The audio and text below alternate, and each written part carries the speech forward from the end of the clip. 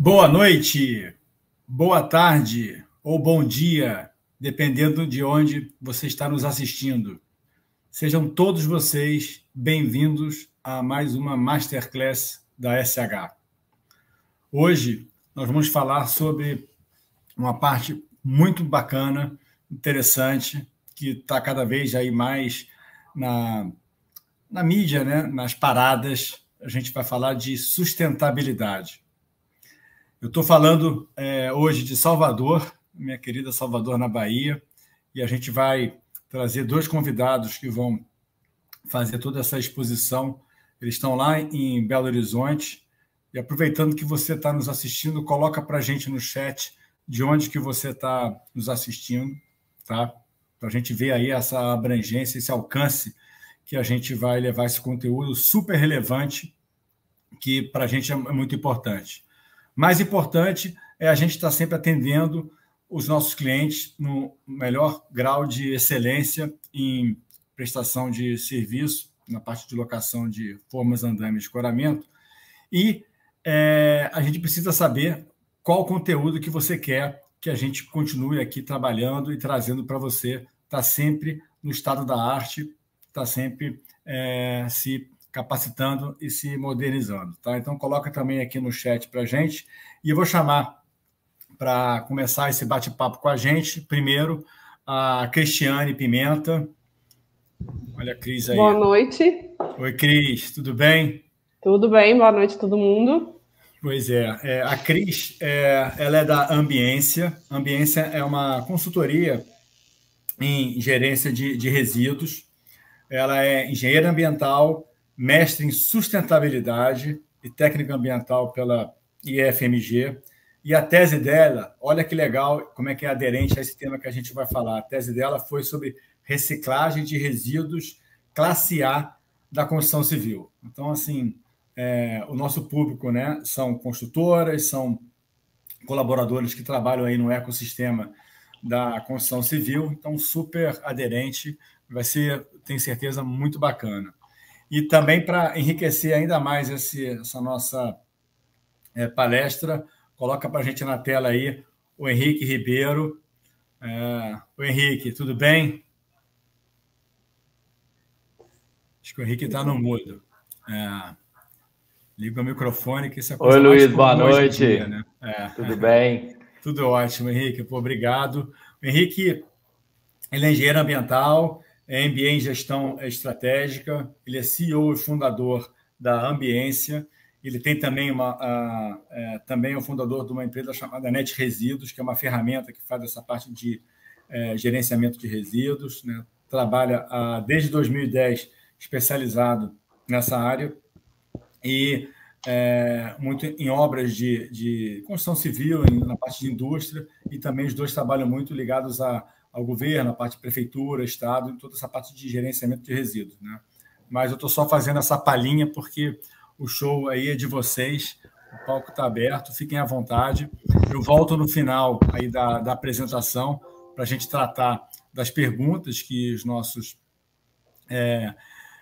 ouvintes estão aí colocando aí no chat. Então, o Henrique e Cristiane, boa palestra para vocês. Daqui a pouco a gente está de volta. Obrigado. Maravilha, Luiz. Queria inicialmente agradecer ao convite à equipe da SH. É um grande prazer estar com vocês. O tema é, de fato, muito, muito relevante. A gente ficou muito, muito honrado com o convite. Agradecer em nome do Paulo, do Bernardo e de você, Luiz. Essa questão é uma questão bem relevante. Como o Luiz falou, a gente está na área há um bom tempo e a gente vem hoje trazer um pouco do resumo do que a gente aprendeu no dia a dia com as construtoras e o quanto que a gente entende que esse assunto pode realmente ser transformado em um diferencial para as construtoras. Como o Luiz se apresentou, a gente começou esse trabalho em 2008 na Ambiência. Desde 2010 a gente focou em gestão e gerenciamento de resíduos, principalmente construção civil. A gente participou, teve a grande honra de participar da implantação do processo de gerenciamento de boas e grandes construtoras, e aprendemos bastante com o tema. Em 2016, a gente fundou a Net Resíduos, o nosso software para gestão de dados e documentos relacionados ao gerenciamento de resíduos, que dá total tranquilidade para as construtoras controlarem todas essas informações e todos os envolvidos nesse processo. Passar a palavra para a Cris, para ela se apresentar, falar um pouco da história dela e a gente dá sequência na apresentação. Novamente, boa noite a todos. Meu nome é Cristiane Pimenta, mais conhecida como Cris Pimenta. Formei em Engenharia Ambiental, fiz mestrado em Sustentabilidade e Tecnologia. A minha dissertação foi em Planejamento de Áreas de Beneficiamento de Resíduos da Construção Civil. Trabalho no ambiente há mais de 10 anos. Hoje sou coordenadora da equipe. É isso, Cris. Grande prazer ter você junto com a gente nessa apresentação de hoje. Já com o compartilhamento da tela aí, vamos dar sequência. Bom, eu sempre gosto de começar as minhas apresentações alertando o quanto que a construção civil é um setor gerador de resíduo. E, infelizmente, a gente ainda não tem essa percepção por todo mundo da sociedade. Isso, infelizmente, não é uma realidade para todo mundo e não é uma realidade esse entendimento, essa percepção, mesmo para quem trabalha no setor, para os engenheiros, para os estagiários.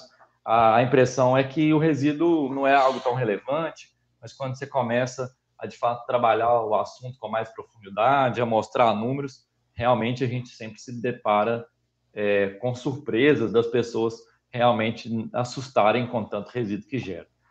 A construção civil é um dos setores que mais gera resíduo e, infelizmente, isso é muito mal gerenciado.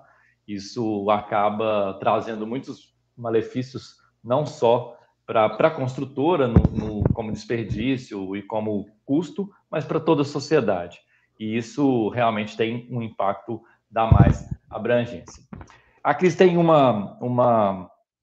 assunto, um ponto importante para abordar nesse ponto, né, Cris? Cita para a gente. O que você tem para dizer sobre esse impacto que o resíduo da construção civil gera na sociedade?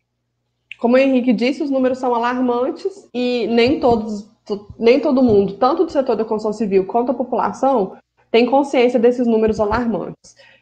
De acordo com o Plano Municipal de Resíduos de Belo Horizonte, em Belo Horizonte, hoje a gente tem mais ou menos 750 pontos fixos de deposição clandestina.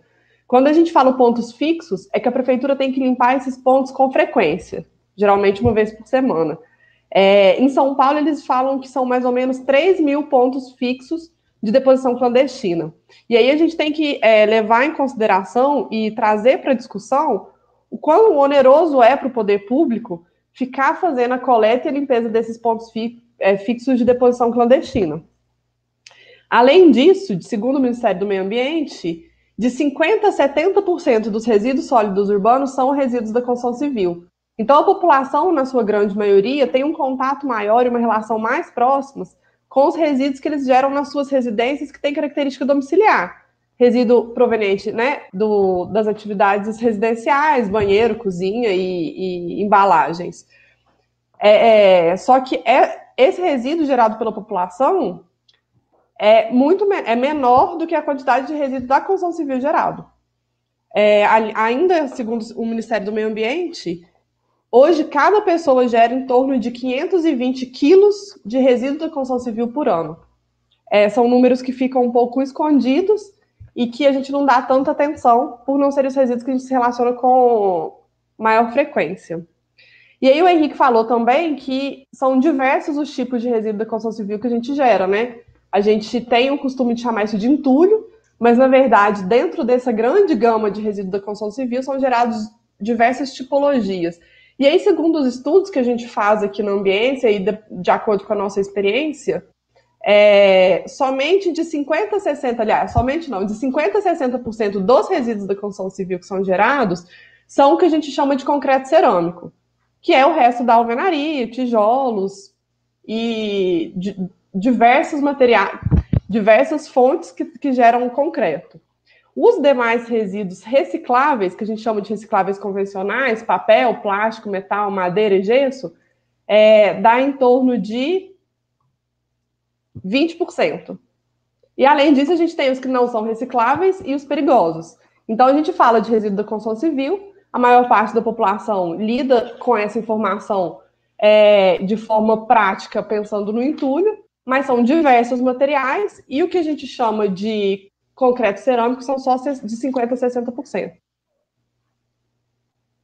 Maravilha, Cris. É muito importante a gente dar luz a esses números e quanto que isso está relacionado. Como que a gente tem visto as construtoras preocupando com essa questão? Então, por que as construtoras, de fato, preocupam com o gerenciamento de resíduos e quais são os motivos que levam ela a gerenciar resíduos, a separar, a destinar corretamente? O que de fato, elas... Quais são os motivos? Então, o primeiro é a legislação.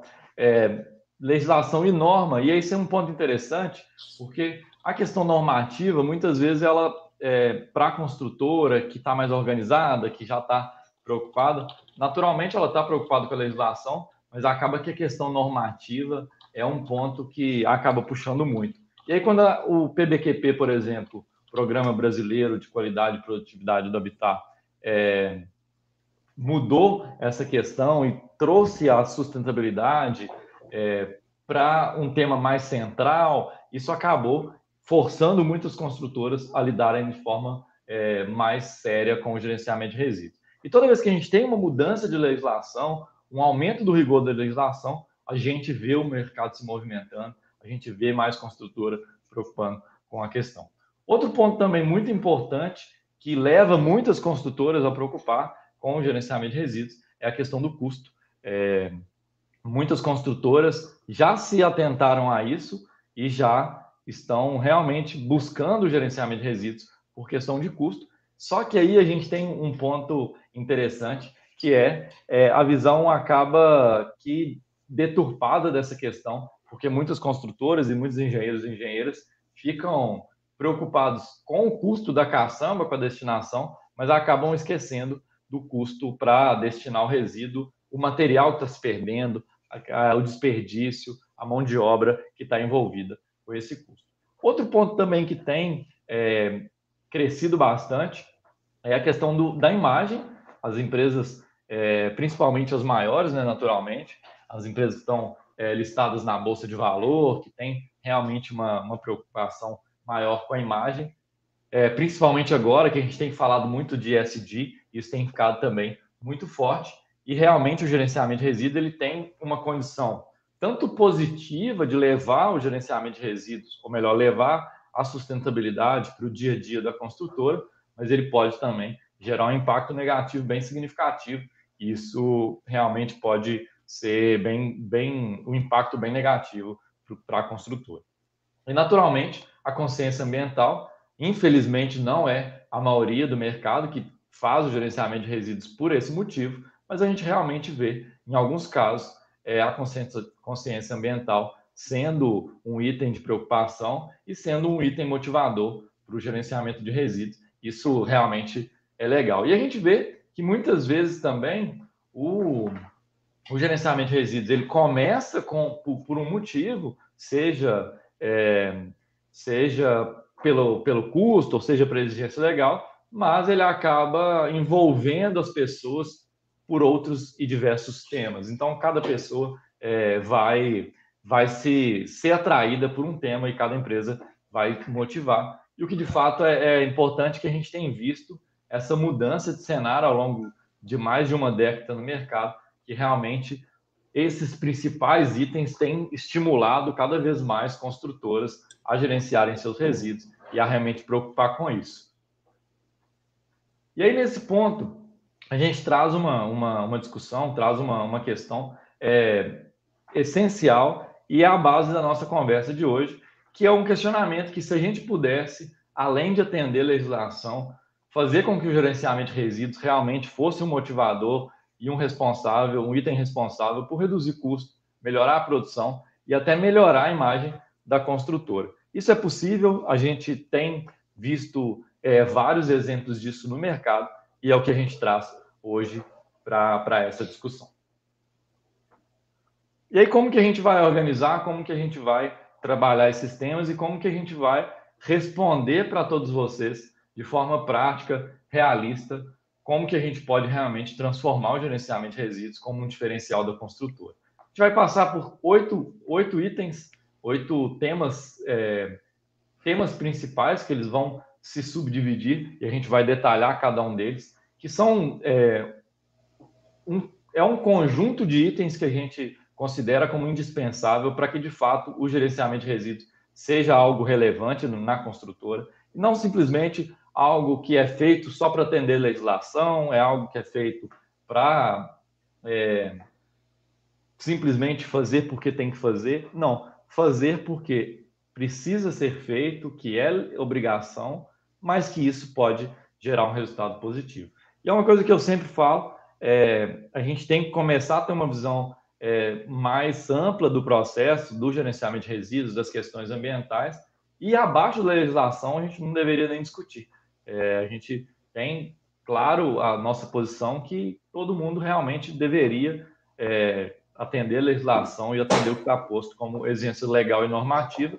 Infelizmente, não é a realidade do mercado ainda, mas a gente acha e bate muito nessa tecla que todo mundo deveria, ao menos, atender a legislação, mas a gente tem certeza que as consultoras podem ir muito além disso e podem trazer resultado muito mais positivo.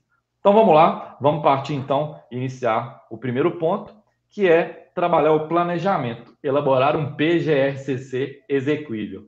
E aí a gente já entra na primeira sigla, a gente vai falar algumas siglas, PGRCC, MTR, a gente vai tratar de algumas siglas, a gente vai destrinchando cada uma delas. Então, o PGRCC, para quem não está muito acostumado com a nomenclatura, é o Plano de Gerenciamento de Resíduos da Construção Civil. Nada mais é que o planejamento do gerenciamento de resíduos para as obras. Uma obra de uma construtora, não existe nenhuma discussão que é planejada, tem um projeto, é pensada antes de de toda a execução. Naturalmente, obras menores, obras de reforma, obras pequenas, não legalizadas, acaba que vai acontecer de ter sem planejamento. Isso acontece muito, principalmente no Brasil. O Sinuscom fala em cerca de 70% das obras no Brasil eram não legalizadas. Isso vem reduzindo ao longo do tempo, mas é um número bem alto. Mas quando a gente está falando de obras de construtora, que é o nosso foco hoje, a gente tem, naturalmente, o planejamento da obra, mas, infelizmente, o gerenciamento de resíduos em si, ele fica num segundo plano. Mesmo as empresas que já preocupam e já trabalham no gerenciamento de resíduos, a gente tem visto que o planejamento, ele acaba ficando, o planejamento do gerenciamento de resíduos, ele acaba ficando num segundo plano. E aí, por isso que a gente cita e reforça que é necessário fazer um planejamento, mas não qualquer planejamento. A gente precisa fazer um planejamento execuível. Porque a gente tem visto muito construtoras, principalmente obras maiores, que têm processo de licenciamento ambiental, que é elaborado um PGRCC, um plano de gerenciamento de resíduos, mas na etapa de licenciamento e um documento muito documental, muito burocrático. Quando a gente entrar para o dia a dia da obra, quando a gente entrar para executar de fato, a gente vai ver que aquelas soluções elas não vão ser execuíveis, elas não estão alinhadas com a realidade da construtora. Então, realmente, para que a gente consiga fazer esse processo ser real e acontecer e gerar resultado, a gente tem que realmente ter esse foco de execução. E implantar. Não adianta nada a gente fazer um plano lá no licenciamento, às vezes 2, 3 anos antes da obra começar, e deixar isso para gaveta e não implantar nada e realmente deixar isso para o segundo plano e não levar isso para o canteiro. Então, a gente tem que primeiro pensar que o plano ele é só o começo do processo.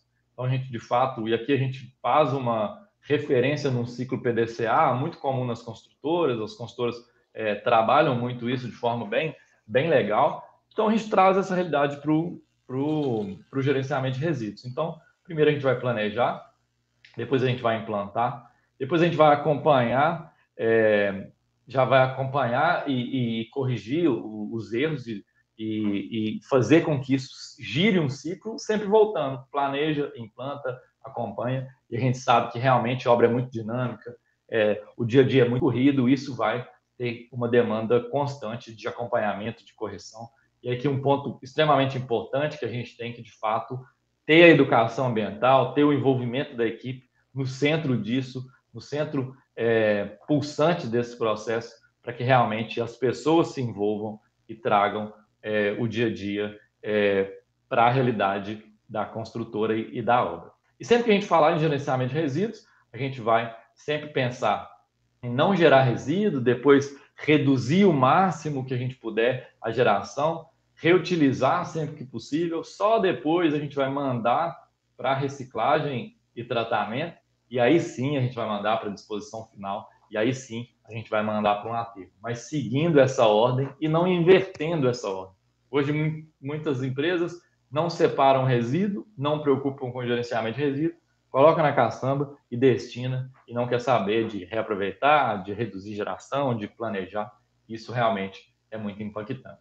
Então, se a gente pensar de forma organizada, a gente inicialmente precisa atender a legislação e as normas, e aí no Brasil a gente tem um arcabouço legal bem estruturado, relacionado com o gerenciamento de resíduos. Aqui eu dou como exemplo o âmbito federal. Então, se a gente vê a primeira norma que falou do tema específico de construção civil, a resolução de CONAMA 307, lá de 2002. Então, muitas vezes, um engenheiro, uma engenheira que está sem ainda envolvimento com o tema, ou às vezes uma construtora vira, mas eu não fazia antes, porque não era obrigado. E aí eu sempre pergunto, quando você se refere a antes, é antes de 2002? Porque se não foi antes de 2002, se foi depois disso, realmente na legislação já estava posta a obrigatoriedade. Então, isso é realmente antigo e a gente já tem um tempo bem relevante. Depois veio a Política Nacional, depois veio a portaria do IBAMA, que implantou o Manifesto de Transporte de Resíduos Eletrônico, que foi uma mudança bem significativa no mercado. E a gente tem normas como o PDQP, como a STEI, a ISO, outras certificações que estão relacionadas, por exemplo, às certificações de construções sustentáveis, que sempre vão falar do gerenciamento de resíduos. O conteúdo mínimo do plano ele precisa ser mantido, então não adianta a gente pensar num documento que não tem um conteúdo mínimo, esse conteúdo mínimo ele vai ser definido pela legislação. Muitos municípios já têm legislação específica, então é importante a gente seguir esse rito e atender a esse conteúdo mínimo, e naturalmente cada construtora vai aprofundar isso e vai buscar entrar no detalhe que sinta mais necessidade, que tem mais vontade, tem a necessidade de atender às suas especificidades. Como eu falei, é muito importante a gente relacionar o planejamento do gerenciamento de resíduos ao planejamento da obra, é extremamente importante isso, então ele deve ser feito no começo, no planejamento, nas definições de todo o processo construtivo, e o que inclui o gerenciamento de resíduos. Nesse momento é extremamente importante a gente entrar na discussão de quais empresas vão transportar e receber o resíduo.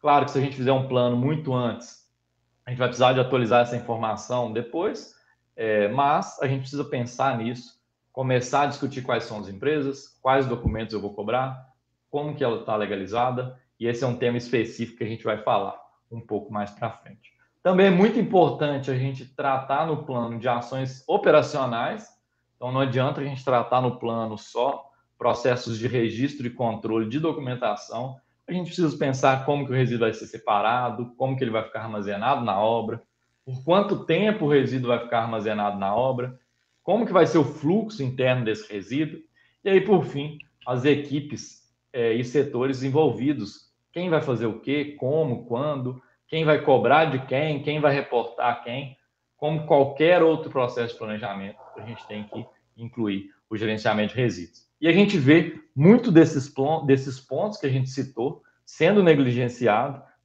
sendo omitidos desses PGR-CCs, o que acaba dificultando muito a execução e, naturalmente, impacta no resultado, impacta na redução de custo, impacta na geração de resíduo, impacta no envolvimento da equipe, o que de fato vai desestimular o gerenciamento de resíduos, vai gerar um estigma de que isso é uma obrigação e que me traz trabalho, vai gerar um estigma que isso gera mais custo, o que realmente é estigma, é preconceito, e a gente consegue provar através da nossa experiência de diversas ocasiões que realmente isso pode ser vencido e a gente consegue mudar esse cenário. Maravilha. Dando sequência, então, a gente entra no item 2. Eu até citei um pouco quando eu falei da educação ambiental, tendo como base a educação ambiental, eu falei en passant esse item 2, que é realmente envolver e valorizar todos os colaboradores. E aí a gente sempre reforça que são todos os colaboradores e desde o dia zero. Não adianta a gente achar que o gerenciamento de resíduos ele vai rodar por si só, sozinho. A gente tem que envolver todo mundo e não adianta envolver só a equipe operacional, não adianta envolver só a equipe de gestão. A gente depara com situações de ausência de envolvimento de ambos os lados, equipe operacional e equipe de gestão. Essa semana mesmo a gente estava dando uma educação ambiental numa obra que tá com dificuldade de engajar, de envolver, e aí na cobrança com a equipe operacional, um dos encarregados da equipe reforçou que a engenharia não está tão envolvida, que os engenheiros não estão tão envolvidos, e isso acaba mostrando e evidenciando que isso precisa andar de forma conjunta. A diretoria, a equipe de gestão do canteiro, a engenharia precisa dar estrutura e precisa mostrar exemplo para a equipe operacional. E desde o começo que a gente começou a tratar desse assunto, a gente trabalha muito educação ambiental nos canteiros, por entender a importância de envolver as pessoas. A gente sempre ouviu mais um preconceito que operários da construção civil não iam querer saber de gerenciar resíduo, de separar o resíduo, e hoje a gente consegue evidenciar que isso é realmente mais um preconceito, que de fato as pessoas estão envolvidas. E aí eu sempre brinco que tem muita gente, na verdade é uma brincadeira com fundo de verdade, tem muita gente que está no canteiro, está no dia a dia, que já está tratando esse assunto há muito tempo, que sabe muito mais que a gente, que dá show na gente de conhecimento, porque realmente está no dia a dia ali, entende bastante de gerenciamento de resíduo, mostrando que eles absorveram, que eles entenderam, que eles aprofundaram e realmente estão gerando resultado no seu dia a dia. Então a gente precisa trabalhar no dia a dia do canteiro, a gente precisa se adaptar à realidade da obra, tem obra que vai ter estrutura, tem obra que não vai ter, tem obra que a gente vai precisar de fazer ao ar livre, principalmente agora com o Covid, a gente precisa de fato em ambientes mais abertos. A gente precisa fazer também para a equipe de engenharia, também para a diretoria, a gente precisa envolver todo mundo. Entrando então para o terceiro item, a gente vai então entrar no item extremamente importante quando a gente fala da questão operacional. Então a gente planejou, a gente pensou como que a gente vai gerar o mínimo de resíduo possível, a gente envolveu as equipes e agora a gente vai sempre segregar o resíduo. A gente vai segregar e sempre segregar na fonte de geração. E aí a gente entra com dois questionamentos muito importantes, que se a gente deve separar ou não separar, por que a gente separa, por que a gente segrega e qual de fato a diferença entre segregar e separar. Essa é uma diferença extremamente importante para as pessoas que têm mais rigor à língua portuguesa, pode até falar que são sinônimas e que são próximas, que são a mesma coisa. Mas a gente, no gerenciamento de resíduos, a gente gosta muito de evidenciar a diferença entre elas e o quanto que a diferença vai fazer diferença no gerenciamento de resíduos. Então, o primeiro ponto, a gente deve entender que separar parte do pressuposto que eu misturei o resíduo e depois eu vou ter que separar. A segregação é manter separado, então eu não misturo o resíduo. E esse é o X da questão, o pulo do gato. Se eu não misturo o resíduo, eu não tenho demanda por separá-lo depois. Então eu não vou ter retrabalho, eu vou ter um trabalho diferente, porque eu tenho que trabalhar desde o começo, segregando, organizando, eu tenho que planejar minha operação. Então, se a equipe está instalando cerâmica, por exemplo, não adianta sair desesperado pensando só na produção, eu preciso me organizar, eu preciso saber onde que eu vou deixar o material separado, onde que eu vou deixar cada tipo de material, para que a equipe operacional possa, à medida que for gerando os resíduos, seja naturalmente separados, vai mantendo separado e mantenha o fluxo operacional interno também separado. Então, isso é extremamente importante. E aí, sempre que me perguntam ou alegam que gerenciamento de resíduos é um trabalho a mais, eu mostro isso como uma prova que não é. É um trabalho diferente, mas não é um trabalho a mais. Se a gente pensar com inteligência, a gente não vai gerar retrabalho, mas a gente vai ter que fazer de forma diferente, o que acaba, e muitas vezes, gerando resistência. Então, aqui alguns Henrique, eu queria exemplos. fazer um link. Fica à vontade, Cris.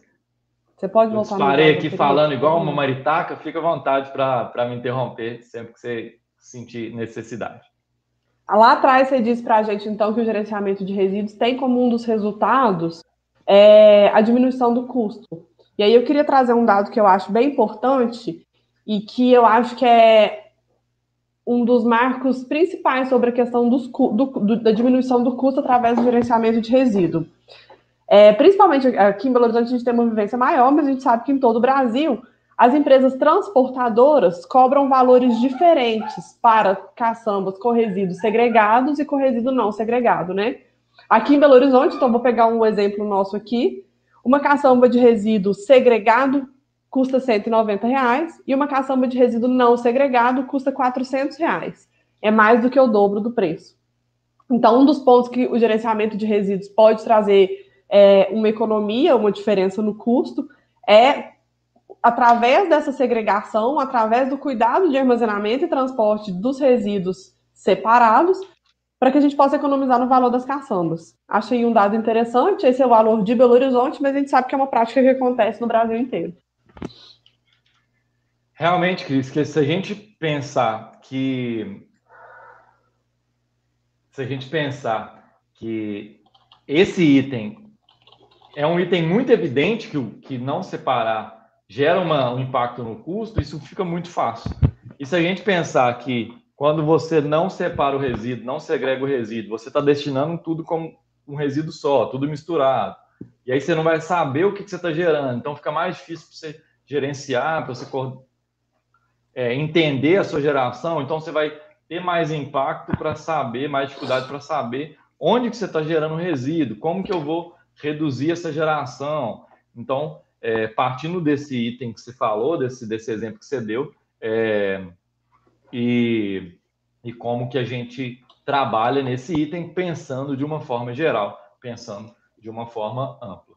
Então, aqui alguns exemplos bem práticos, exemplos de resíduo misturado na fonte de geração, aqui já separando. Então, além dessas questões que a gente falou de custo, de visualização do resíduo, de dado, visualização do dado, a gente tem uma evidência de diferença de organização, diferença de qualidade da obra em si, quando a gente tem a segregação do resíduo e quando a gente não tem.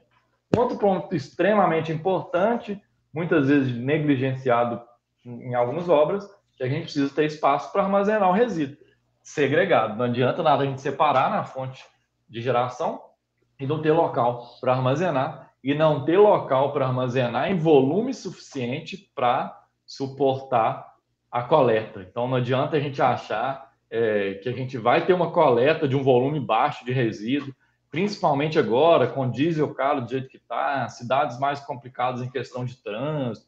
Então, aqui a gente vê que quanto mais a gente conseguir armazenar o resíduo na obra, mais a gente viabiliza transportes mais viáveis e a gente acaba também reduzindo o custo.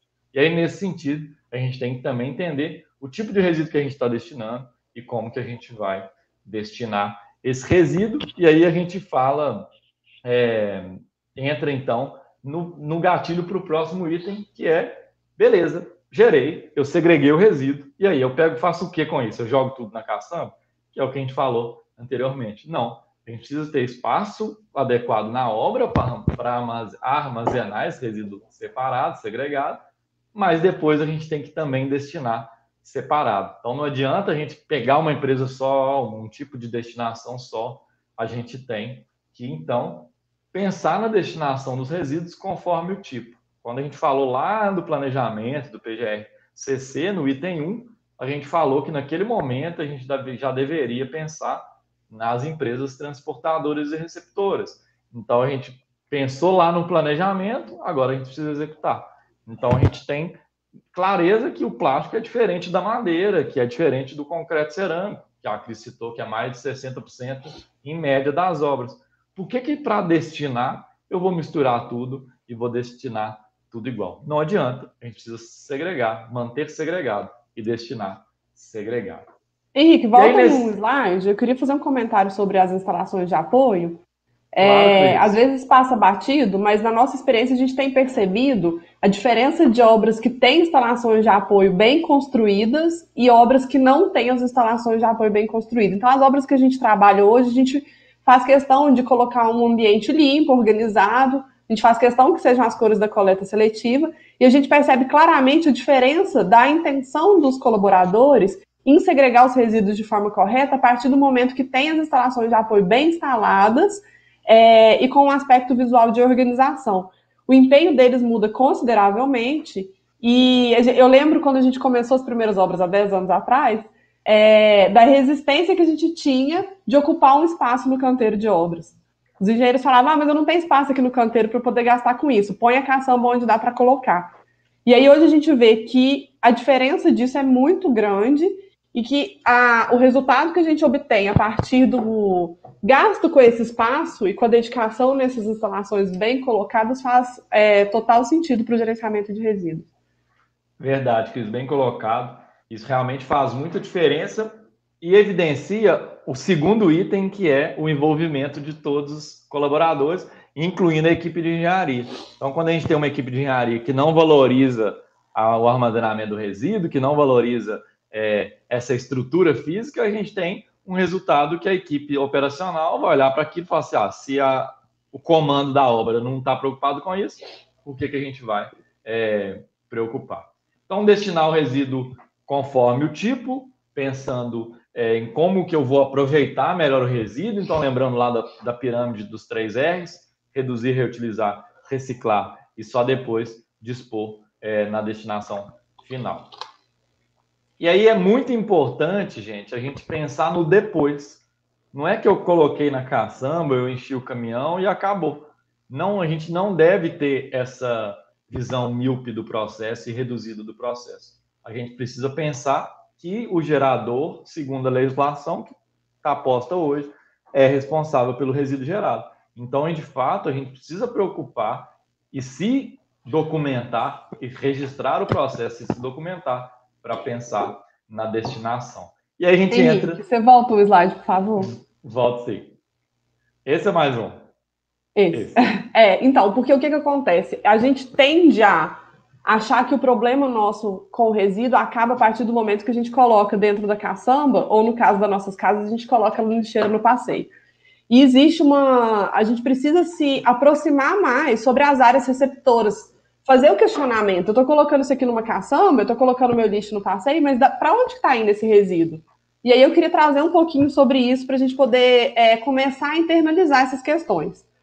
Então, eu falei que grande parte dos resíduos da construção civil são recicláveis. A gente tem de 50% a 60% dos classe A, e ainda temos aí uns de 20% a 30% dos resíduos recicláveis convencionais. Papel, plástico, metal e sacaria.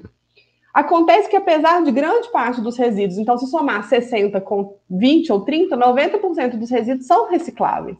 Mas, apesar de grande parte dos resíduos serem recicláveis, eles não estão sendo enviados para reciclagem. Os municípios brasileiros hoje não possuem usina de reciclagem de resíduos da construção civil, a grande maioria. Alguns municípios possuem usinas que não estão funcionando. Inclusive, essa foi a dissertação do mestrado, o estudo foi exatamente sobre isso. E esses materiais acabam sendo destinados para aterro de inertes. Quando eu digo aterro de inertes, eu digo que somente os resíduos classe A podem ser destinados para esse tipo de aterro. Então, de 50% a 60% que são os classe A são passíveis de reciclagem, mas ao invés de estarem sendo mandados para reciclagem, eles estão sendo mandados para aterro de inertes. Os demais resíduos da construção civil, e aí englobam todos, eles não podem ser destinados para aterro sanitário em nenhuma condição. Mesmo que a gente gere plástico, assim como o plástico de característica domiciliar, a legislação, a resolução CONAMA 302, proíbe 307. que 307, é porque eu queria falar 307, de 2002, proíbe que qualquer resíduo gerado em atividade de construção civil sejam destinados para aterros sanitários. Então, é importante, vamos começar a nos aproximar das áreas receptoras, vamos começar a pensar, eu estou gerando esse resíduo e ele está indo para onde? É num lote vago? É num curso d'água? Eu estou conseguindo enviar esse material para reciclagem? E aí, para poder finalizar, outro tipo de área receptora que é muito comum nos municípios para receber os resíduos da construção civil é o que a gente chama de ATT, que é a área de triagem e transbordo. Essa área de triagem e transbordo, ela recebe os resíduos da construção civil, ela tria, ou seja, separa um pouco mais minuciosamente os materiais e, em alguns casos, ela transborda, que significa acumula quantidade suficiente para destinar para outros lugares. Então, por exemplo, hoje uma ATT, ela acumula plástico o suficiente para poder compensar um transporte para uma possível reciclagem ou para um possível aterro de inertes. E aí, outra coisa que eu preciso chamar a atenção, que eu acho muito importante, é referente aos resíduos perigosos. Falei pouco o número dos resíduos perigosos, são gerados mais ou menos 1% só da quantidade de resíduos da construção civil são perigosos, e esses resíduos eles têm especificidades e são tratados de forma diferente. Eles não podem ser destinados para a área que não sejam licenciadas para tratativas de resíduos perigosos. Então, uma ATT provavelmente não pode receber os resíduos perigosos. Então, eu trouxe essas questões para a gente poder começar a pensar que é nossa responsabilidade pensar o lugar onde esse resíduo está chegando. Não é só colocar na caçamba. Muito bom, Cris. A gente tem que... Muitas vezes, a gente acaba... O fluxo dessa informação é muito bilateral, né? Então, às vezes a gente vai ter em casa a discussão com o filho e aí leva para a obra, e às vezes ao contrário, a gente fala na obra e aí leva para casa. Isso é muito legal. E essa preocupação e quando a gente fala de empresa, de ter esse quesito legal, de realmente saber que pode ser responsabilizado, isso tem que, de fato, ser uma preocupação e ser lidado com seriedade. E aí, nesse ponto, a gente entra no item 5, da necessidade, da exigência, né, legal de controlar a documentação dos transportadores e receptores. Passa por isso que a gente falou, dessa importância de ter todo o processo documentado e saber para onde que a gente está destinando. Não adianta nada a gente destinar para qualquer tipo de empresa, para qualquer gerador que não tem nenhuma documentação, não resolve. E aí, nesse ponto, a gente volta e reforça o aspecto de extrema importância que a gente tem que controlar a documentação desses transportadores e receptores desde o início, desde a seleção da empresa. Não adianta eu com os suprimentos, e aí a gente tem uma relação bem estreita e muitas vezes conflituosa com os suprimentos, que quer insistir em contratar, muitas vezes contratar empresas só pelo menor preço, pelo melhor prazo de pagamento. E a gente tem trabalhado cada vez mais com suprimentos que ele pode avaliar N critérios, mas ele não pode deixar de avaliar critérios do gerenciamento de resíduos. Uma empresa que está recebendo um resíduo X, ele tem que ser legalizado para receber esse resíduo X. Isso vai nos dar muita tranquilidade na operação e vai evitar que a operação trabalhe no sufoco. Às vezes, o gestor de resíduo está com um caminhão cheio de resíduo ali para destinar, e aí que ele vai preocupar com a documentação na hora de gerar um MTR, mais uma siglazinha aí, daqui a pouco a gente vai entrar nela. Então, a gente precisa fazer com que setores se envolvam outros setores, além dos óbvios, eles precisam se envolver para que o gerenciamento de resíduos funcione. E aí outra intervenção, Henrique, por favor. Fica à vontade, Cris. Você volta no slide? Diga. Então, de acordo com a nossa experiência, essa é uma dúvida que direto acontece com nossos clientes que entram em contato e com dúvidas sobre quais documentos eles devem controlar, quais documentos dos transportadores e dos receptores devem ser controlados. É uma dúvida constante e é uma questão bastante complexa.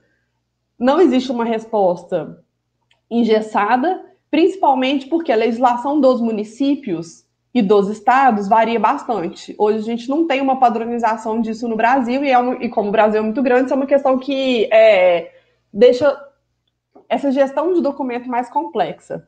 Hoje, para os clientes da ambiência, a gente tem controlado para os transportadores e os receptores, basicamente, CNPJ, só para poder comprovar que essa pessoa jurídica existe, alvará de funcionamento e a licença ambiental ou a dispensa de licença. Porém, a gente sabe que existem alguns municípios que têm outras exigências com maiores restrições, e isso deve ser levado em consideração. E também a gente acha que cada obra e cada setor de qualidade tem sua especificidade de querer controlar um documento específico. Então, isso não se restringe a esses documentos, mas a gente acha que esses documentos são os mais importantes. A licença ambiental, ela fala muito sobre a atividade que o transportador e a área receptora pode exercer, e no caso dos transportadores, o transporte de resíduos não perigosos geralmente é isento de licenciamento, mas o transporte de resíduos perigosos tem toda uma legislação específica e os documentos são mais rigorosos. Eu quis levantar essa questão só porque eu acho que é uma dúvida frequente dos nossos clientes, isso sempre é levantado, e aí eu acho que os ouvintes também podem achar essa questão interessante.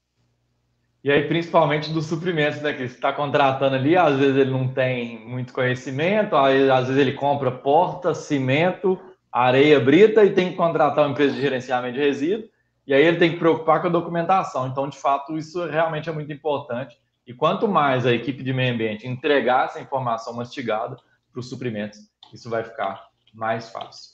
Então, a gente entra no item 6, já aproximando para o final. Como eu falei, a gente vai falar de... São 8 itens, são 8 passos desse processo, dessa jornada que a gente entende ser a jornada necessária para que a gente transforme o gerenciamento de resíduos em realmente um diferencial. MTR, Manifesto de Transporte de Resíduos. Esse cenário mudou bastante a partir do momento que alguns estados começaram a exigir que esse documento que comprova e que gera a rastreabilidade do resíduo, porque ele é um documento que tem que estar registrado o gerador, o transportador e o receptor do resíduo, a data da destinação e qual resíduo, em qual quantidade. Alguns estados começaram a gerar, então, sistemas de geração, sistemas online para emissão do documento. É como se fosse realmente uma nota fiscal, esse sistema gera esses documentos, esses MTR. E aí, a partir de 2020, o IBAMA, através da portaria 280, lançou, então, um sistema de manifesto federal. Então, desde esse ano, a gente tem, em todo o território nacional, sistemas de manifesto de transporte. Alguns estados têm sistema próprio, eles vieram antes do sistema federal, então São Paulo, Minas, Rio de Janeiro, Rio Grande do Sul, Santa Catarina e Paraná, são estados que têm seu sistema próprio, então os geradores nesses estados eles vão usar o sistema do estado e geradores de outros estados vão usar o sistema nacional. Isso dá rastreabilidade do resíduo, porque o receptor ele tem que confirmar o recebimento. Isso acaba gerando um fluxo fechado da informação e dá tranquilidade para o órgão ambiental, seja no âmbito municipal, estadual ou federal, de realmente trabalhar essa fiscalização de forma muito mais fácil. E por parte do gerador e até do transportador e também do receptor, isso igualmente fica mais fácil, porque ele tem um documento oficial, digo mais uma vez, como se fosse uma nota fiscal, que ele pode provar a sua destinação de resíduo em qualquer instância, seja uma fiscalização, seja um relatório interno, seja uma auditoria, isso dá total tranquilidade para o gerenciamento de resíduos, para que se prove o gerenciamento de resíduos em qualquer instância. E aí é muito importante, pessoal, a gente ter clareza da legislação e quanto que isso está relacionado com o dia a dia da obra, porque a partir do momento que a portaria 280 do IBAMA entrou em vigor, não existe nenhuma exceção para que resíduos não precisem gerar MTR. Todos os resíduos, não existe nenhum resíduo que é isento de MTR. Todos os resíduos que saem da obra precisam ter o MTR permitido. Então, isso a gente está falando de solo, a gente está falando de concreto cerâmico, a gente está falando do resíduo misturado, se for o caso, a gente está falando de limpeza de fossa séptica, banheiro químico, a gente está falando de coleta que vai para a associação de catador, todos os resíduos devem ter o seu MTR emitido. Item 7, então a gente já planejou, executou, documentou, então geramos um manifesto de transporte, fizemos o registro de todas as coletas, então a gente começa a ter a possibilidade de analisar esses dados. Não adianta eu ter todo esse arcabouço de dados, esse banco de dados, se eu não tenho isso organizado. Não adianta eu ter um bando de dados, eu preciso ter um banco de dados que eu consiga acessar, avaliar, questionar e realmente olhar para aqueles dados periodicamente, seja no nível operacional, gerencial ou estratégico, eu preciso olhar para esses dados e usar isso na melhoria contínua, usar isso para melhorar o meu processo, para identificar falhas. Não adianta eu registrar e não avaliar. Cris, você tem um ponto importante para falar desse caso do relatório. Conta para a gente. Tem um caso importante, mas antes eu queria falar que me preocupa nossas piadas mineiras, tá? Nossos ouvintes não são todos de Minas, e você tá aí nas piadas mineiras, eles devem estar assim, o que esse povo tá falando? Mas eu já estou acompanhando aqui no chat, tem gente de Tabira, de Contagem, de Juiz de Fora. Então tudo bem. Então a gente pode falar de bando de dados. Pode. Então, eu queria contar um caso assim, quando a gente fala de análise de relatórios, a equipe da engenharia fala, relatório de resíduo, eu não vou conseguir usar isso para nada. E aí eu queria trazer um caso interessante, a gente tem uma construtora que a gente atende mais ou menos umas 15 obras dela. E aí a gente fez um relatório de análise de dados para apresentar para a diretoria dessa construtora. E quando chegou lá, a gente descobriu que de 20 obras, tínhamos 5, que a geração de resíduos perigosos era mais ou menos 5 vezes a quantidade de resíduos perigosos nas outras 15 obras e nas outras obras que a gente trabalha de outras construtoras. Então, através da análise dos relatórios e dos dados, observamos que havia um erro de processo. Ou os resíduos perigosos estavam sendo classificados de forma errada, equivocada, ou houve uma falha no processo que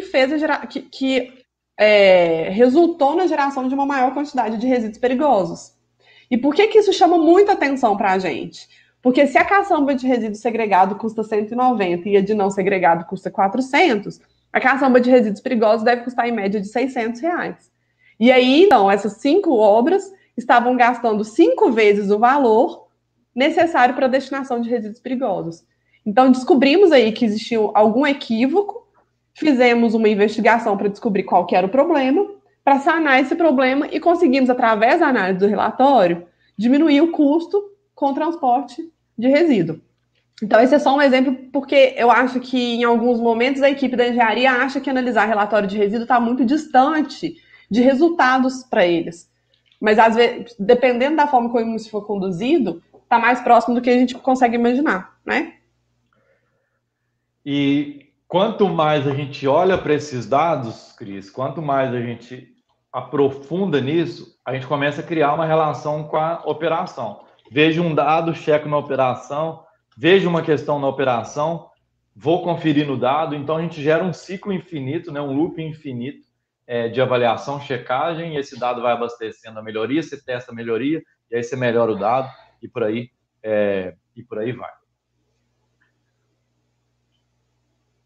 A gente tem vários dados, então, a gente tem controle de documentação de transportador, receptor, muitas obras têm muitas empresas, muitos fornecedores, então, a partir do momento que a gente começa a ter um envolvimento maior de fornecedores, a gente tem mais documentação, a gente tem muita movimentação de resíduo, vários tipos de resíduo, E aí, se a gente não tem um sistema para organizar isso, a gente acaba tendo muita dificuldade. A equipe de gestão vai gastar muito tempo para extrair essas informações do sistema MTR, às vezes para padronizar esses dados. Muitas vezes a consultora tem obras em mais de um estado, então vão ser de sistemas diferentes. Então é muito importante a gente ter um sistema especializado, pensado nessa lógica da gestão e gerenciamento de resíduos, como, por exemplo, o Net Resíduos, como a gente falou, foi fundado em 2016, com toda a experiência da ambiência, para facilitar e tornar mais acessível os dados e tornar mais possível o gerenciamento de resíduos como um todo, desde o nível operacional, que é quem vai estar lançando os MTRs, no nível da gestão, que vai estar avaliando relatórios no dia a dia, e também no nível estratégico, que vai usar essa informação na tomada de decisão e realmente na mudança de estratégia da construtora. E aí a gente entra num questionamento, numa afirmação extremamente importante, às vezes muito dura para algumas construtoras, mas é o fato real que, se você não tem controle total dos resíduos gerados, além de não atender a legislação, que é um grande risco, a empresa está perdendo dinheiro. Então, esse cenário precisa mudar, as empresas precisam conscientizar disso e entender que as empresas podem não, a construtora pode não estar sabendo, mas ela está num risco muito alto e ela está perdendo muito dinheiro. E aí a gente entra no ponto de quais dados a gente vai avaliar nesse relatório. Então, eu gerei os MTRs, eu controlei a documentação, eu estou usando um sistema, então eu consigo ver esse dado de forma muito fácil, está seguro, tem backup, está tranquilo ali, posso avaliar a hora que eu quiser, de forma remota, mas o que a gente vai avaliar? Então, primeiro, a gente tem que tratar dos quesitos relacionados ao registro. Eu tenho que ter o registro periódico a toda saída de resíduo, eu tenho que, de fato, garantir que toda a coleta de resíduo vai ter a emissão do MTR, eu tenho que ter confiança naquele dado, então não adianta saiu madeira e ele registrou como papel, saiu resíduo misturado e ele mentiu e colocou como concreto cerâmico, saiu como perigoso e ele fingiu e marcou como resíduo, como outro resíduo. E aí, como eu falei, quanto mais a gente avalia o dado, a gente mais entende mais essa informação e questiona mais, que é o exemplo que a Cris deu, quando a gente questionou o nosso cliente sobre o volume de resíduo perigoso. Sempre que a gente tem uma obra que está mentindo no dado, que o dado perde confiabilidade, fica muito fácil, porque o dado quebra o padrão. E é muito difícil, na verdade, quase impossível, a pessoa mentir mantendo o padrão. Então, ela está lançando ali, esse resíduo eu vou colocar como resíduo misturado, mas eu vou colocar como madeira. Esse eu vou colocar como concreto cerâmico. Ele não consegue estatisticamente manter esse padrão. Então, é muito fácil se olhar para o dado e ver que tem falta de confiabilidade nisso, que não é confiável, e aí você corrige a operação de forma muito rápida. Feito isso, então você tem periodicidade garantida e confiabilidade, você passa então para a questão de risco, que é a documentação de todo o processo. Controle bem detalhado da documentação dos transportadores e receptores e de todos os MTRs. E aí sim a gente parte para eficácia, a gente vai então tratar desses quesitos de quanto que eu estou gerando, quais resíduos eu estou gerando, para onde está indo, qual que é o meu índice de desvio de aterro, de reciclagem. E aí, se a gente fala da geração de resíduos, uma estagiária de uma das obras que a gente trabalhou, cliente nossa, se interessou muito pelo tema e nos procurou com a intenção de trabalhar melhor nossos dados e usar isso para elaborar um artigo técnico. A gente já tinha feito um outro artigo em alguns anos atrás, e ela acabou atualizando isso num artigo brilhante, à disposição de todo mundo, inclusive vai ser publicado agora no congresso da ABS, da Associação Brasileira de Engenharia Sanitária, e lá ela mostra que obras de concreto armado, por exemplo, geram quase 0,21 metro cúbico por metro quadrado construído. Quando a gente muda o método para alvenaria estrutural, eu já tenho uma redução bem significativa. Quando eu mudo ainda para parede de concreto, eu tenho uma redução ainda mais drástica da geração de resíduo. Então, quando uma construtora opta por sair da alvenaria estrutural, por exemplo, para concreto armado, ela está avaliando isso em N critérios, mas ela está optando, mesmo que inconscientemente, a gerar menos resíduo. E isso vai impactar no custo, vai impactar na organização, no impacto ambiental, na imagem e por aí vai.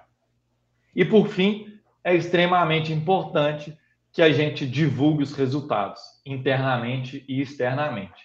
Não adianta a gente fazer o certo, não divulgar, principalmente inicialmente internamente, a gente precisa envolver os funcionários, os colaboradores, eles precisam saber dos resultados que a consultora está gerando e a comunidade precisa saber, mas precisa saber não no sentido de exposição, mas no sentido de gerar um processo contínuo de um estimulando o outro, uma empresa vê fazendo e a outra vai fazer também, e aí você gera uma competição saudável no mercado, e aí você gera um ciclo virtuoso de todo mundo realmente preocupando com a questão e buscando essa mudança de cenário e realmente transformando o cenário do gerenciamento de resíduos num cenário muito mais positivo do que a gente tem hoje.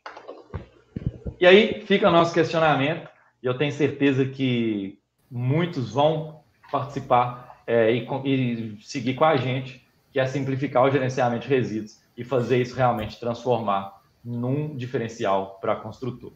Muito obrigado. Fantástico. Parabéns, Henrique, parabéns, Cris. Eu estou maravilhado, achei uma didática muito bacana, super simples, mão na massa, aquela coisa que a gente gosta, né, bem prática. E aí, assistindo a apresentação, me lembrou do fundador daquela companhia aérea chamada TAM, que agora mudou de nome, chama Latam, né, o comandante Rolim. Ele falava que o primeiro passo para você ganhar dinheiro é você parar de perder. E aí foi interessante quando a Cris trouxe aquele dado lá, que eu não sabia, para mim foi um aprendizado, que você paga praticamente o dobro, né, R$400 para o resíduo que está misturado, em relação a 190, no caso da caçamba segregada. Então, assim, tem muita construtora perdendo dinheiro. Perdendo dinheiro porque está pagando o dobro, né? E uma obra não gera uma caçamba de resíduo, né? São dezenas. Adorei também o finalzinho, quando faz aquela comparação dos índices de geração de resíduo, né? Porque aqui na SH a gente trabalha na parte de parede de concreto, a gente tem forma de parede de concreto, que é o que gera a menor quantidade de resíduo, e a gente também fornece equipamento, que é a parte que mais gera, no caso do concreto armado, né? Então, aí fica um dever de casa nosso interno para ver como é que a gente vai equilibrar isso aí e ajudar nossos clientes a escolher aí o melhor método para a gente aí contribuir com a preservação aí do meio ambiente, né? Então, super bacana. O pessoal que está com a gente aqui a gente vai começar a falar, bater um bate-bola aqui com as perguntas, mas antes queria agradecer aí a audiência do pessoal que está com a gente até agora. Vai ter aí uma surpresa no final, né, que o Henrique e a Cris vão trazer para a gente. E aí tem gente do Brasil todo assistindo, né? Tem o pessoal aqui pertinho de mim que está de Recife, tem pessoal pertinho de vocês aí de Contagem, né? O pessoal aí de Betim, super bacana. Gente de Belém, Novo Hamburgo, Curitiba, o Brasil inteiro. Então, a palestra de vocês aí, ela está imortalizada agora, né, na plataforma YouTube, no canal da SH, isso é bacana. E vamos agora a gente selecionou aqui as 5 perguntas aí que eu acho que dá para a gente bater uma bolinha. Vamos colocar aqui na tela para vocês responderem. Vamos lá, o Paulo, né, ele trouxe aqui, como é que uma construtora ela pode ter a garantia, né, dos resíduos que foram destinados corretamente, né? Ela fez a segregação, ela colocou lá na caçamba e aí foi coletado. Como é que ela tem como a gente ver essa rastreabilidade? Como é que é isso? Cris, você vai na primeira? Respondo. Essa é a pergunta que quem está trabalhando do lado de cá dá até um suorzinho na testa, sabe? Então, essa questão é complexa. Como o Henrique trouxe, o gerador ele é corresponsável pelos resíduos até o seu destino final. Então, realmente, tem que ter uma preocupação com a rastreabilidade dos resíduos. Na nossa realidade hoje, existem 2 municípios que já estão cobrando a rastreabilidade dos resíduos até o ponto final. Então, não importa se você está mandando para a TT, que é o que eu contei para vocês, que é a área de triagem e transbordo. A prefeitura quer saber, depois da TT, para onde que está indo.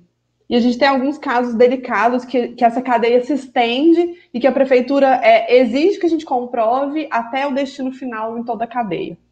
Hoje a gente tem o MTR, né, que é o Manifesto de Transporte de Resíduo, que o gerador emite e que fala quem que transportou e para onde que foi. Se a área receptora não é um destino final, se ela não aterra esse resíduo ou se ela não queima esse resíduo, ela tem que emitir, através do MTR, um novo documento falando para onde que ela destinou. Então, em tese, só esses documentos já estariam fazendo a rastreabilidade dos resíduos. Mas vimos algumas situações de transportadores e de áreas receptoras que não estavam agindo de acordo com a legislação e que não estavam sendo claros com as obras, com os geradores.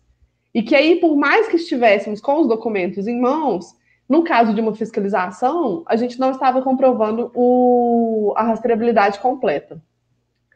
Na documentação que o Henrique falou que a gente precisa controlar, que a gente tem que... e que eu trouxe aqui, no nosso caso, a gente tem controlado a licença ambiental e o alvará de funcionamento do CNPJ, a gente tem, para os nossos clientes, acompanhado, então, a licença ambiental, que fala qual que é a atividade que a área receptora está realizando, e se ela não for o destino final, a gente já questiona com ela para onde ela destina posteriormente, e já solicitamos também o documento da outra empresa que ela manda. Então, aí a gente chama de destinador número 2, de destinador número 3. A gente tem aqui o caso da madeira, por exemplo, ela está indo para uma TT, a ATT manda para uma área que pica essa madeira, que é uma área receptora 2, e depois de picar, essa empresa que pica manda para queima em alto forno. Então, a gente exige a documentação da ATT, da empresa que pica e da empresa que queima. Então, a gente está controlando através do MTR e do documento que é gerado pela ATT posterior ao recebimento, e estamos controlando as licenças ambientais de todo mundo da cadeia que recebe esse resíduo. Respondido? Respondido. Para mim está super respondido.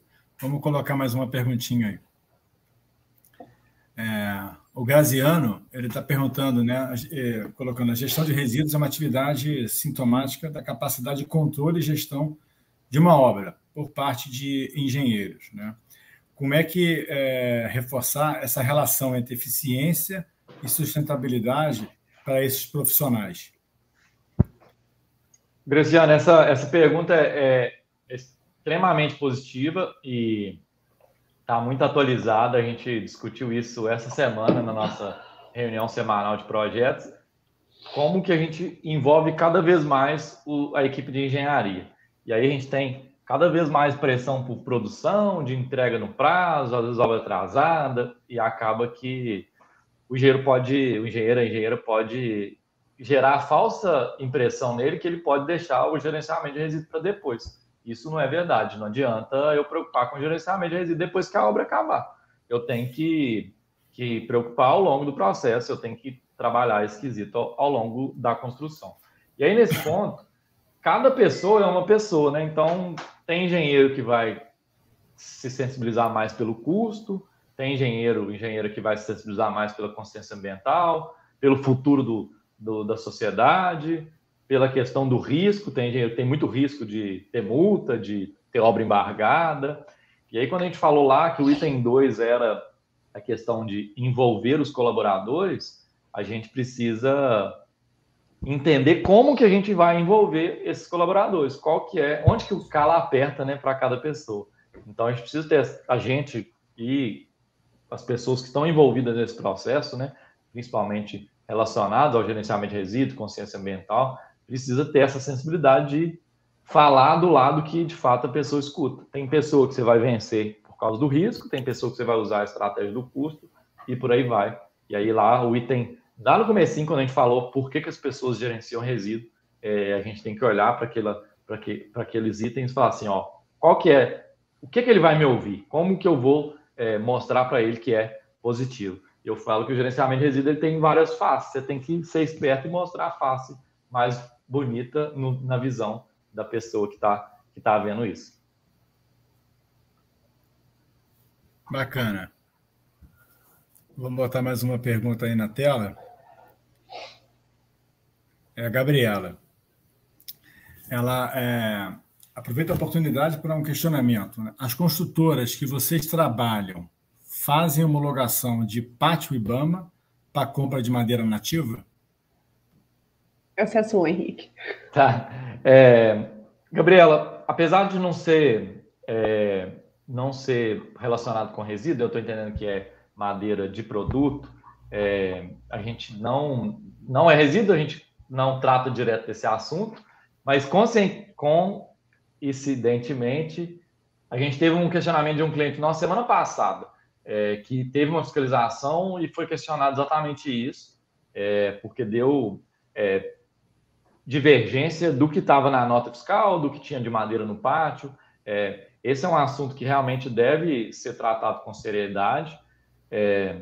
As empresas devem se preocupar com isso, sim. Nesse caso específico que teve fiscalização, a indicação foi procurar um advogado, a gente indicou um advogado ambiental, e a homologação presencial vai depender muito da confiança que você tem no fornecedor, né? Então, principalmente um fornecedor novo, a demanda por homologação pode ser mais relevante. Então, isso realmente tem que entrar no radar da equipe de suprimentos e equipe ambiental, sim. Dá tempo para mais uma. Vamos lá. As construtoras podem reciclar e reutilizar na própria obra? Cris, essa é sua do mestrado. Essa aí tá fácil. Bernardo Fernandes, a gama de materiais que podem ser reutilizados na própria obra é gigante e a reciclagem na própria obra é mais restrita. Aí eu vou lembrar, porque né, temos ouvintes aí de várias regiões e de vários setores, que a reciclagem ela tem que ter uma transformação física ou química do resíduo. E aí fazer a transformação física ou química de um material no próprio canteiro é mais raro. Todo mundo pergunta por que a gente não recicla o agregado reciclado classe A no próprio canteiro e usa, por exemplo, para pavimentação, mas existem diversas restrições no caso do classe A, porque as etapas da obra em que você precisa do material não é a etapa que você está gerando o material. O canteiro não tem espaço suficiente para você poder fazer reciclagem, não tem espaço suficiente para a gente poder fazer um estoque. Então, no caso do classe A, a reciclagem é um pouco mais restrita. A reutilização, a gente tem uma gama infinita de reutilização. A gente até está agora com uma novidade nos nossos clientes, que a gente está usando o resto de concreto da betoneira para poder fazer artefatos de concreto para serem utilizados na própria obra. Então, a gente faz chapéu de muro, alguns bancos. Esse hoje é o exemplo de reutilização na própria obra que a gente está mais orgulhoso, porque a gente lutou muito para conseguir fazer, e no fim das contas a gente viu que é super fácil, e as construtoras gostaram da ideia, estão tendo mais economia, estão tendo uma economia de mais ou menos R$30 mil na compra de artefatos, mas a gente tem reutilização de madeiras que estão em bom estado de conservação, a gente tem reutilização da sacaria para próprio armazenamento dos resíduos nos andares e nos pavimentos. Então, você abre a sacaria e, por exemplo, a equipe de elétrica coloca o material que ela gera dentro da sacaria. Então, tem uma gama infinita. Desde o princípio, a gente tem estimulado que os materiais em boas condições eles voltem para perto do almoxarifado para que possam ser reutilizados. Então, tubulação. Se a pessoa que usa tubulação tiver o cuidado de guardar as aparas e levar de volta, isso pode ser reutilizado. A parte de metal também é muito reutilizado. E assim, a gama é muito grande. Agora, eu não sei se a pergunta foi específica para os resíduos classe A, porque é o que é concreto cerâmico, que é o que a maioria das pessoas fica mais interessada, por ser até 60% da quantidade. E aí é onde a gente tem a maior parte de restrição. Algum outro exemplo, Henrique, que você acha interessante que eu pulei? Não, acho que você falou bem, você citou de forma bacana aí o concreto cerâmico, a sobra de concreto, muito válido porque é o resíduo que mais vai gerar, e aí a gente tem uma relevância muito grande nas obras de parede de concreto, que a gente vai ter concretagens muito padronizadas, né, frequentes, então a gente produzir isso na obra acaba sendo um fluxo contínuo, assim como a produção das paredes. E aí, mais uma dica boa para a SH alocar as formas para a produção de artefatos junto com as formas das paredes. Aí, pronto. Já ganhei um presente aí. Legal. Novos negócios. Ótimo. Gerando negócio. Vamos botar mais uma pergunta aí a gente parte para o encerramento? Olha o Graziano de novo aí, ó. Tá indo lá do Rio. Qual é o impacto positivo que a eficiência e o reaproveitamento da etapa de escoramentos e formas pode gerar em uma obra de grande porte? É sua, Henrique. Graciano, estou gostando dessas perguntas, muito relevantes. Nesse caso, eu tenho uma memória muito grande. Eu fui visitar um tio meu uma vez no escritório dele e tinha uma foto de uma construção de 1960. E eu comparei aquela foto com uma obra que eu tinha acabado de visitar, sei lá, 8 anos atrás, que a parede de concreto não era tão forte igual é hoje. E escora e forma de madeira era praticamente a mesma coisa. Então, a gente tinha uma diferença de 50 anos de foto. E se a gente colocasse a foto da atualidade em preto e branco, se colocasse uma do lado da outra, a única diferença que a gente ia saber que uma foto era mais antiga que a outra era a segurança do trabalho. Porque na foto do meu tio, o pessoal estava de chinelo e sem capacete. Na foto da atualidade, não teria. Então, a gente tinha uma geração de madeira muito grande de forma. Então, a gente tinha um impacto muito positivo nisso.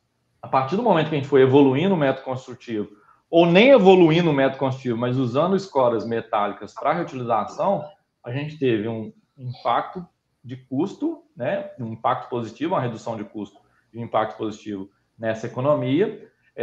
Na questão ambiental, a mesma coisa. Então, quantas vezes a gente pode reutilizar uma escora metálica, uma forma metálica? Quase infinito. Então, o impacto eu acho que vai no sentido de custo, eficiência do processo, porque você tem menos material na obra, vai ter a questão ambiental e vai ter uma questão que muita gente esquece, que é visual, que é a organização, que é ver uma obra mais organizada, com menos material. Poluição visual, né? Poluição visual. E aí, quando a Cris citou lá da importância da baia ser bonita, eu replico aqui de novo. Quanto menos poluição visual na obra tem, você fica menos cansado, você desgasta menos, você tem uma produção com maior qualidade.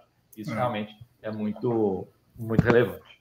E uma outra coisa também, Henrique, a poluição visual, ela tende a gerar mais acidentes de trabalho, né? Porque fica coisa toda bagunçada lá e tal, né?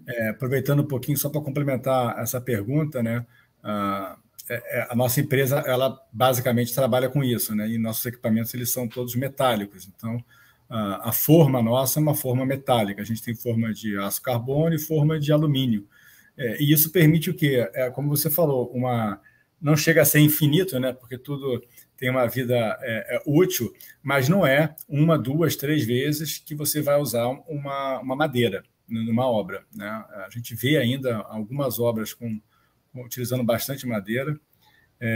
Eu acho um crime isso, porque acho que a madeira tem atividade mais nobre, né? Que você usar uma vez e você ter que descartar, né? Então, eu acho que a gente tem que evoluir nesse sentido, né? Tem escora metálica, tem forma metálica. A SH é a melhor empresa do mercado para isso, mas também tem outras empresas também que fazem o trabalho direitinho. Tá? Vamos encerrar, Henrique, aí agora a bola está contigo com a Cris. Ô, Luiz, eu passei o olho rapidamente nas perguntas aqui. Talvez eu tenha pulado alguma, mas a última pergunta da Gabriela é uma pergunta que quase todo mundo faz para a gente, então é uma dúvida muito recorrente. Tá, desculpa, vamos lá. Eu acho que vale a pena a gente falar. Lógico. Talvez eu tenha até privilegiado ela frente a outras perguntas, pessoal, vocês me desculpam. Me desculpem, mas essa pergunta é uma pergunta que muita gente faz, que se resíduo de terraplanagem limpo também, aí eu vou levar pelo que eu entendi. Também precisa de MTR, e aí, mesmo que, caso não seja, a Gabriela me corrige, mas a pergunta que muita gente faz para resíduos limpos de terraplanagem, eu preciso emitir MTR? Essa é uma questão muito recorrente e a resposta é muito objetiva. Sim, precisa ter geração de MTR. E aí eu gosto de explicar por quê. Se a gente pegar o caso de Minas Gerais, antes do IBAMA 280, a gente só tinha a resolução do MTR estadual. E no MTR estadual existe uma exceção que fala que solo de terraplanagem não precisa de MTR. Só que, se a gente tivesse, por exemplo, no município de Belo Horizonte, que tem uma lei municipal, a lei municipal não tem exceção de solo de terraplanagem. Então, se a gente tivesse em Belo Horizonte e não fosse emitir o MTR pelo sistema do Estado, a gente precisaria gerar um outro documento manual para atender a legislação municipal. Só que a partir do momento que entrou a lei federal, a portaria federal, que não tem exceção, eu acabei com toda a discussão e a resposta é sim, não existe exceção na construção civil hoje, todos os resíduos devem ser registrados através do MTR, o que inclui o solo. Finalizamos? Respondido? Respondido. Maravilha. Faz a surpresa aí, Henrique. Vamos lá, bom. Joga minha tela de novo aí no compartilhamento, por favor. Maravilha, pessoal. Então, aqui a gente tem, como o Luiz falou, a gente tem algumas surpresas, mas antes, compartilhar aqui as nossas redes. A gente tem um canal no YouTube. A gente tem colocado bastante vídeo com essa pegada de ser prático, de ser pé no chão, de propor coisas que realmente vai estar no dia a dia das construtoras. Não adianta nada a gente querer inventar a roda e fazer ideias mirabolantes, que a gente sabe que isso não vai acontecer. LinkedIn da Ambiência e da Net Resíduos também a gente tem colocado muita coisa, a gente acaba comentando muita matéria, novidades do mercado, então vale a pena acompanhar as 3 redes. Uma ferramenta também interessante, netresiduos.com.br/calculadora, você apresenta ali sua obra e ele vai te dar estimativa de custo relacionada à geração e destinação de resíduo e a estimativa de geração. Muito prático, muito fácil, e aí é legal para obras que estão fazendo o planejamento entrar e saber qual que é a estimativa de geração. E para o final a gente deixou a surpresa, como o Luiz falou, a gente ficou muito feliz com o convite e a gente realmente, conversando com o pessoal da SH e sabendo que a estimativa como que era a estimativa do público, a gente pensou internamente, a gente preparou uma promoção realmente importante para que a gente estimule as pessoas que estão aqui hoje com a gente, que são de construtoras, que já começaram a falar do gerenciamento de resíduos, já começaram a se mover, mas querem ir além, querem alcançar um novo patamar. Então, a gente está com uma promoção para o sistema Net Resíduos, que vai facilitar todo o processo de gerenciamento de resíduos, que vai possibilitar que as consultoras tenham tudo no sistema, documentação dos transportadores, receptores, geração do MTR integrado com o sistema oficial. Então, a gente está isentando a implantação, a gente está isentando o treinamento do sistema, que a gente tem uma plataforma de EAD para treinamento do sistema, e a gente está dando 15% de desconto no contrato padrão nosso, na mensalidade, para que as consultoras realmente sintam motivadas para que façam o gerenciamento de resíduos e usem a ferramenta adequada. Como o Luiz falou, a gente tem como referência realmente buscar isso e realmente estimular as empresas. Só ler esse QR Code aqui, vai ser direcionado para o site específico da promoção, ele vale até dia 22 de outubro, então cadastra lá rápido, a gente vai marcar a reunião, para todo mundo que a gente fizer a reunião até dia 22, está garantido a promoção. Só ler o QR Code, a gente vai deixar na tela aí, e aí naturalmente vai estar no YouTube depois, e quem quiser acessar é só entrar e a gente está à disposição. E é isso, pessoal, muito obrigado, foi um prazer estar com vocês, obrigado mais uma vez à equipe da SH e o Paulo pelo convite, e estamos à disposição, disponibilizamos as nossas redes e os nossos contatos para o que for necessário.